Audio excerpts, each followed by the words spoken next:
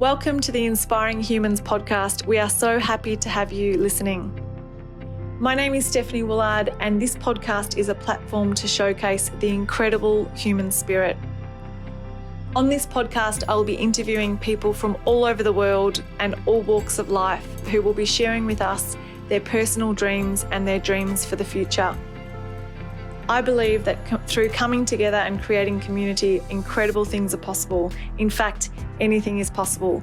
And I hope that this podcast is a launch pad for creating the new world that we want to see, that will have humanity free, thriving, and living in their full self-expression.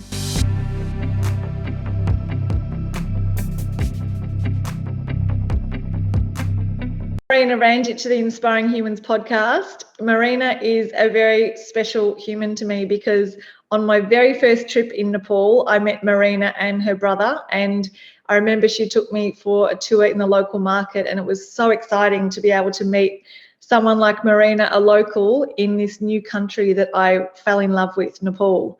So since then, I've been back to Nepal over 35 times, I think, and, developed 7 Women in the organisation and my tour company, Hands On Development. But I will always remember those people that I met on the first few trips because, people like Merina have it made me fall in love with Nepal. Actually, it was the people that brought me back there. So, Merina, it's such an honour to have you on the podcast today, and I am an admirer of your work and also who you are and how you make a difference in Nepal. And so, welcome. Thank you so much, Steph, and thank you for recalling that. It's been quite some time, I would say, since first time we had chance to meet in Nepal, and we have gone through a lot since then. And I thank you for inviting me, and thank you. I'm excited. Amazing. It has been a long time, 17 or 18 years, I think now. So, Merina actually is the Chief Operating Officer of the Chaudhary Foundation, which is a social development initiative of Nepal's leading conglomerate, which is called the Chaudhary Group. And correct me if I'm pronouncing that incorrectly. You also head up the CG-Nepal Social Business, a non-dividend distributing company to promote social business in Nepal, and another major social initiative of the group, the Chaudhary Group. So you're involved in corporate social responsibility from one of the largest companies in Nepal, which is also global.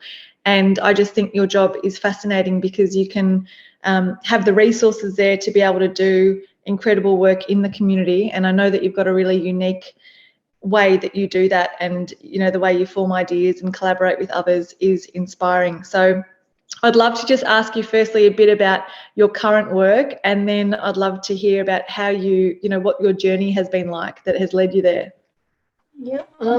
At the moment, to be very specific, we are fighting COVID, and our foundation people are totally into identifying various ways how can we look into this, manage this crisis in a more sustainable way, because as you know, Chaudhary Foundation always believe on sustainable reform rather than just immediate. Of course, there are times when we have to do immediate response, but we are looking something at a sustainable manner because at the moment, because we, from our first experience of COVID in 2020, what we see is that it's gonna be continuous thing till we eradicate this entire virus thing. So we are kind of working on developing strengthening the health system in the country, starting with equipping one of the major government hospital of Nepal, and also looking at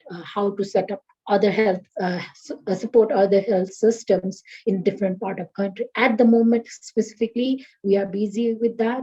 And apart from that, through foundation, we are working on various initiatives, as you mentioned, on promoting social enterprises in Nepal since 2014. And we have some programs on livelihood and skill development. And at the same time, we are also working on post-disaster. A few of our post-disaster work is almost coming to the end. So it's like a mixed bag of different things, and trying to look at various issues and try to come for sustainable solutions. Yeah.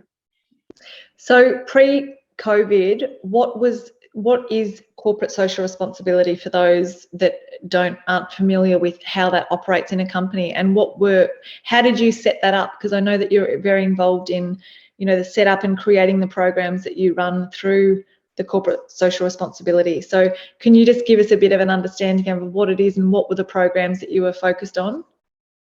So pre-COVID life, I would say, because it feels like an entirely total different life. So pre-COVID life, we were more looking at, because CSR, what I believe and what I try to explain to people, it has to be interlinked with the businesses. It should be part of the business. Its corporate social responsibilities should be part of the business. It should not go out of way of the business. So we were always trying to look into ways that how can we leverage in the corporate strength and try to look. So that was one of the big thing. Like even disaster response, we were not trying to create a different. Like we were very active in post-disaster management, be it flood, be it landslide, be it whatever it is. So we had an entire setup of in network where we used to have a corporate team come together from the various part of the country to address the disaster issue. And we have because Chaudhary Group belongs to a different vertical of business, we also look into ways to address issues with the strength of the business. Like if financial services, then we will look into the ways how can financial service intervene into different areas so that it brings change to the people's life, like either providing MSME loan in a subsidized manner or giving them a platform to access to finance. Those kind of the things were there. And so that was a kind of CSR that we were working. So just to clarify, it's not easy to set up a corporate social responsibility program, especially in a country like Nepal, where we have tremendous social issues and also lots of need within the community that we confine within our own genre, saying that we do this as a CSR. So we always have to balance it out between the corporate social responsibility and the social initiative. So whenever I have chance, I try to differentiate as a Chaudhary Foundation between CSR and the social initiative, because social initiative mostly is like it does not necessarily link with the corporate, whereas CSR we have to link with the business. So these are the two genre that we try to manage within Chaudhary Foundation. So when I say CSR program, it is mostly like if we have FMCG, when it's a food and manufacturing company is one of the major business of our parent organization, then we try to look into the value chain behind how can we work in the value chain aspects. Like for an example, last year our food team did was they helped a local farmer from Nawal Parasi, one of the area where we had a factory, to produce a local grown potato, and they provided the seed, they brought back the potato, and they produced that chips with from that. So it's a kind of a CSR for them because they are providing livelihood, they are teaching people to how to be an entrepreneur, and that is CSR for us. But at the same time, we are doing other programs through CG Foods where we are providing scholarship and all kind of things. So these are, as I said, I would like to repeat, I put these two things in two baskets as CSR and social initiative, and Chaudhary Foundation holds that two baskets. Yeah. I love how you've clarified that, because I think corporate social responsibility is still quite new, and it's only the last couple of decades that it's been introduced into a lot of companies to make sure that what they're doing has good social impacts. But it started off, I think, as, in quite a few larger companies as something on the side of a company. So they would make their money the way they made their money, and then they would kind of write checks or give them to different foundations, more kind of philanthropy, and or they would do like a little kind of token project on the side. But what you're talking about is making it a core part of the business. So looking at all the different aspects of the business and asking, how can we be responsible in the resources that we use here, or the materials that we're using, or who we employ? How can we diversify by the staff, all those sorts of questions, gender equality. You know, there are so many. And that's a tough thing to do, Steph. It's not easy. As I talk to you, I can also reflect back how it's difficult to let everyone, each and everyone in our organization, to understand and to implement it. And thanks to, I also like to take this opportunity to thanks my professors and all. When I had chance to study in National University of Singapore, we got this clarity and understanding on, because our course that time was so much into balancing business and environment and all, where we got so much of insight on these kind of things. And so, and to get it into practically, as you said, it's not easy to convince each board of director, each employees, each business head, and each and everyone that this is how things needs to be done. But yeah, it's slow and steady, but we are still trying. I'm still trying. Yeah. And I'm sure it's fantastic to have people like you in the role that you're in, because you have that understanding of the community and the needs, and you know, have the liberty to kind of understand and go out to different communities and understand how you can make it work and share stories to the people that are running the business, because it is such a shift in mentality and mindset, isn't it, for business people that are, you know, some who are maybe very focused on the profit and profit driven, and they want to cut as many costs as possible to make as much money as possible. And I think there is definitely a global shift in business owners thinking about, okay, well, maybe it's not all about profit, maybe it's about the difference that I make in my life through my business. And that's where the corporate social responsibility idea, I think, was born and has been so successful, but it has shifted a lot over time to kind of make that more part of the core of a business than just an add-on on the side. And so can you just share a few of the initiatives that you did as part of the corporate social, because I know that you worked in a few of the remote villages as well, and that you had a focus on social enterprise. Can you, you know, share a few examples of that? Yeah, so the first I would say project that I managed when I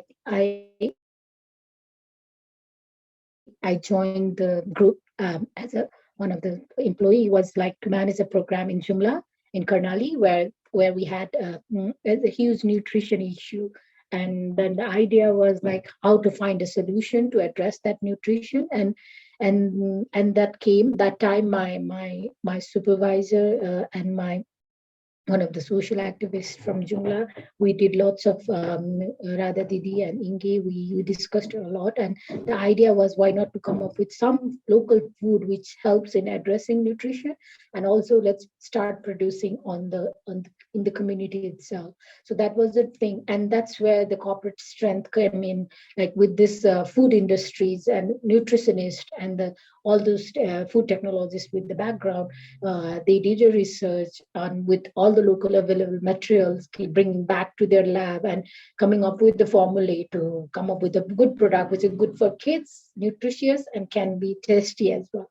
So that kind of nutrition bar and all. And at the top of that, the key important thing was the product should be using local raw materials. So that was the research we did for almost 1 year, and then we came up with the product.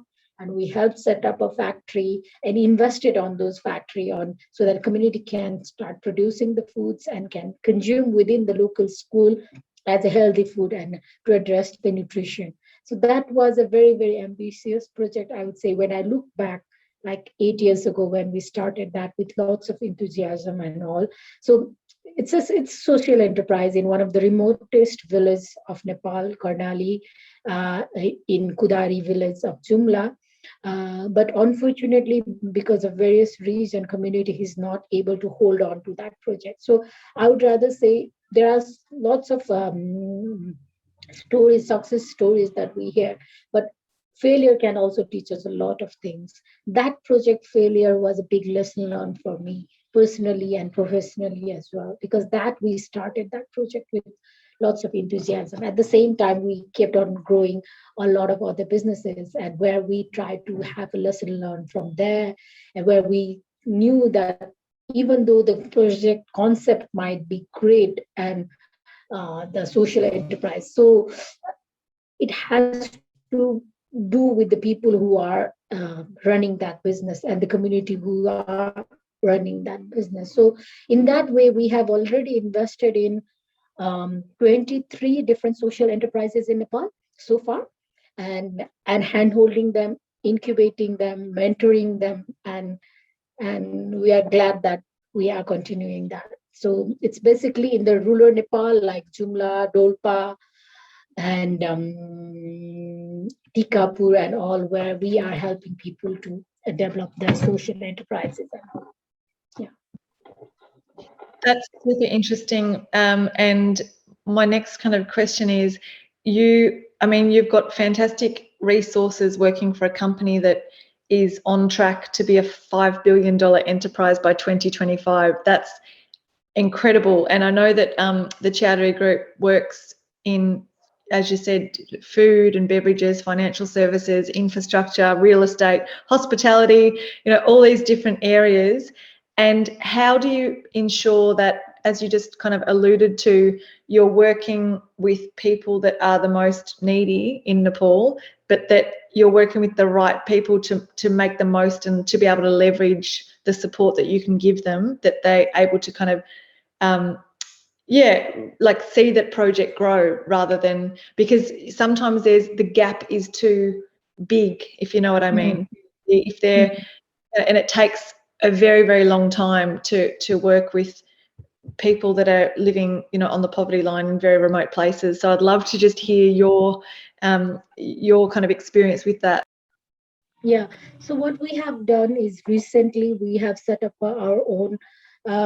Previously, it was done very ad hocly. In last few years, what we have done is we have set up an entire organizational network, because what happens was, as you mentioned, with the group strength, we have people in different remotest part of the country, be it our own employee or be it our corporate dealer or marketing person, or there is somebody in each of the different places, or even a last mile shopkeeper who are responsible to sell those products of Chaudhary Group. So we have kind of built on that network, and it's a kind of a network that we hop into to get those on the ground actual informations of the people who actually need it. So whatever now we are trying to develop a social program or initiative, we talk to those people on the ground, and they are the one who gives us feedback. And it's not just that we are sitting here, and we don't need to build that entire infrastructure. So we kind of again leverage upon those infrastructure. That person might be a salesperson for one of the beverage industry for the CZ, but that same person will let us know what is the need of the community, because that person will be the member of that same community as well. So the social requirement of that community will be coming through that person. And so usually that's how we try to leverage upon. Yeah. And we have now a structured way of getting that feedback. Previously, it was very ad hoc. Yeah, that makes sense. So I'd love to just ask you about your personal journey to the job. I mean, how did you obtain the job that you have today? It's an incredible position of influence where you can make such a difference with great, resources to back you. And what was your journey? Were you always interested in community development? Let us know a little bit about your upbringing and the journey towards that role. So yeah, since the beginning, as my background, I'm an environment science graduate, and I always wanted to work on something with the community and the people and for the society and all.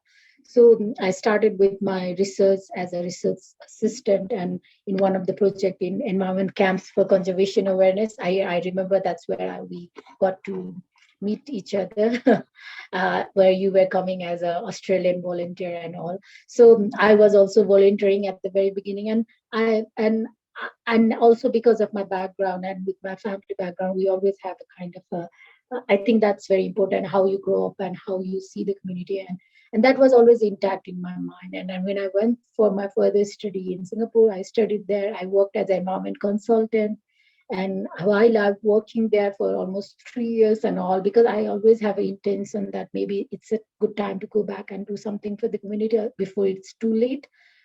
So I kind of came back with lots of what I have seen in that part of the world where development was so interlinked with the private sector growth. And here, what I used to see was private sector was seen as something alien from the development. So whereas in country like Singapore and other part, ASEAN and other countries, where there was so much of interlink with development and the private sector. So that was something always fascinating. Why can't we bring that to our country? And I always was looking for that breeze. And even also that my study also helped and my consulting work that I did also helped. So that was the fire inside me, honestly. And I came back, I tried to do something on my own startup, that I wanted to link that. But whereas my startup failed very badly for after 2.5 years because I did not have that network of people. And one day I was really frustrated, down, and like feeling that, okay, no, things are not happening. Maybe I should move back. This is not working, kind of thing. And I stumble upon this announcement that a private sector was looking for a social mobilizer or social officer or something like that, a very very low level job, if I can tell. And but I just thought that if private sector is looking for a social mobilizer or a social officer, there must be something interesting. So I just dropped in my CV, and without knowing that was a company, this company, without knowing what private sector was. But only thing that intrigued me at that time was a private sector was looking for a social mobilizer. That caught my mind. And like, if somebody is looking for that, there must be something. So I dropped my CV. After a few months, I got my call for interview. And yeah, so I was the first person to be hired in that company to develop a social business program. And so happened was the second generation of the leadership of Chaudhary Group had an idea that there should be done some social business. And even our chairman had an idea, that let's start some social business projects. So I was hired for that, and the journey began from there, and from a social business project to reviving the entire foundation. And also, it was not, I wouldn't say it wasn't like a direct to the top kind of a journey, but it was a very linear kind of a journey that I had in last 8. That's amazing. And what I'm really curious as well about social mobilizer. Like, what have you learnt? That what does that mean? And yeah, and I'm just really curious to know, in your experience, that creating that sense of community and cooperation within the community in achieving social goals. Can you share a little bit about that? So what when they had that vacancy announcement, when they said social mobilizer, they were actually the organization was not clear about what exactly they were looking for. They were more like, we want to do some social activities, but they don't know what exactly to be done clearly, but they know that they want to do on social business front. So when it was that things was much scattered, they want to do scholarship, they wanted to do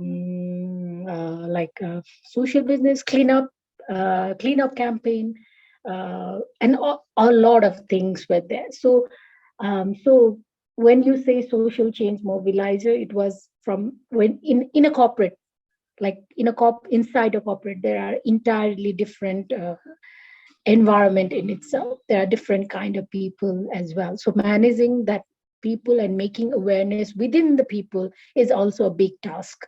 And that was one of the major role of the social mobilizer as well, to make that message of social development and the social in within the organization is one of the key tasks as well. So that was one of the tasks, and also streamlining a major areas of work for the group.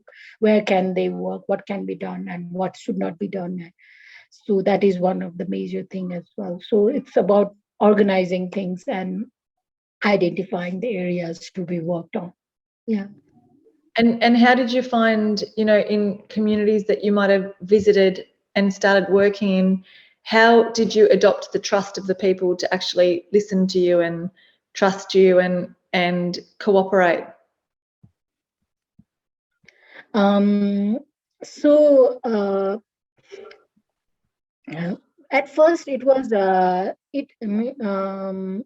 it was not that difficult, but in some places, of course, it was a bit difficult where people were a bit skeptical about why the private sector is here. There must be something about it, why they are here. Like, they had lots of curiosity to ask and as well. But so by I guess it was mostly by showing our work, by developing that small projects, and which can actually people can see we are here to make a difference. So as you rightly mentioned, it was not an easy journey in the beginning, where people would look at us with doubt, why they are here. There must be something behind, like some motive behind it, kind of thing. But with all the work, good works, we try to overcome that. So I would say no specific strategy to overcome that, but with small work we overcome that trust and all. Amazing. And so you have a really big passion in the area of environment as well. And so I just wanted to touch on that, because I think that's a super interesting topic in the context of Nepal. You graduated in environmental management from the National University of Singapore, and certified in environmental management different systems, and also lead auditor for quality management systems in Nepal. Is that right? Yeah. And you've worked as a business development consultant and environmental consultant for various development projects, and acted as a visiting lecturer in prestigious educational institutions in the country. Also part of a consultancy team for the development of climate budget coding by National Planning Commission in 2012. So you've got to let us know what these things mean. But, the list goes on and on. So, and it's all related to environmental management plans and impact and that sort of thing, which is fascinating in the context of Nepal, because if you visit Nepal, and for those listening that have visited Nepal, it's got the most stunning mountains, some of the most stunning landscapes in the world, and also that contrasted with in Kathmandu, like lack of rubbish bins and rubbish polluting the rivers and that sort of thing. So what has been your involvement, and how have you gone about doing that work in that area? So thank you for bringing that up. So environment has, of course, been my passion and things that I wanted to do. And so in Nepal, there is, as you said, a lot needs to be done. And working in an environment sector is, again, balancing between environment and business and the community is a big task in itself. So I have been doing small things, I would say, within the organization to bring that change. One of the big change that we were able to bring was buyback kind of policy for the electronics good that the group was producing. So what we had done is like because in Nepal we did not have a definite way of managing electronic waste. So what we did was like all the electronic products that the organization, that anybody wants to give it away, like not working, functioning, out designed or anything, they can bring back to this electronic shop owned by the group, and then they will get a voucher where they will get a discount to buy a product, other new electronic product. So, and that these collected electronics good will then go to the recycler. That time we had partnered with Blue Waste to Value, one of the and that was again a social enterprise that we incubated their electronic division of electronic waste management part of that. So they were kind of recycling the electronics goods. So that was I would say, a major environmental project that personally was able to embed in the system. And it was a new thing. E-waste management was quite a new thing in Nepal at that time. And thanks to the organization Blue Waste to Value, which took that risk to bring that thing to Nepal. And so that was a kind of thing that we worked on. And also what we did was also like bringing in the concept of recycling, and in the corporate, like, the waste management and everything was done in a way that it does not goes back to landfill. So our head office waste is managed by a company, and it's recycled and reused and composed, and it does not go to the landfill. So that is one of the things that we have done within the organization. But apart from that, as an organization, when it was in the beginning, it have a lot of environmental work that they are doing, like from waste management to energy, that their factories surplus in the green energy that they develop. So there are a lot of things that done within the organization. And in Nepal, as you said, a lot can be done, and a lot of scope to be done for the environment management. And I have lots of projects in mind to be done. Awesome. So that's really fascinating, because I think that whole area involves a massive mindset shift as well, for especially in a place like Nepal. It involves people really being progressive in their thinking, because it requires a different system, doesn't it, for people to be open to using rubbish bins, recycling, separating waste, all that sort of stuff as well, which is, as you mentioned before, awareness and education as well as action. And I can imagine it's very powerful to be able to have the company to show some of these practices, to have a living example of what that might look like for others to understand by seeing it being done already. Yeah. So, amazing. So I'm really keen to hear what would you love to achieve in your lifetime? What are you most passionate about, and what would you like to kind of leave as a legacy? That's a very difficult question that you asked. It's a very big question, isn't it? Yeah, it's a very big question. Maybe I haven't thought about it. But yesterday only, I was telling my husband that let's do something. Let's do something, like, because there's so much to be done. And he was telling me, you are doing so much already with the job, but I know that's a job, but we are doing it with full heart and all, but also in a personal level. But I would really want to, because the today morning also, that's the message that my daughter was telling me. Maybe you learn from the small thing. She was telling me that maybe save environment, try to protect environment, and then if you protect environment, you will protect human also. That was the early morning message that my elder one gave it to me.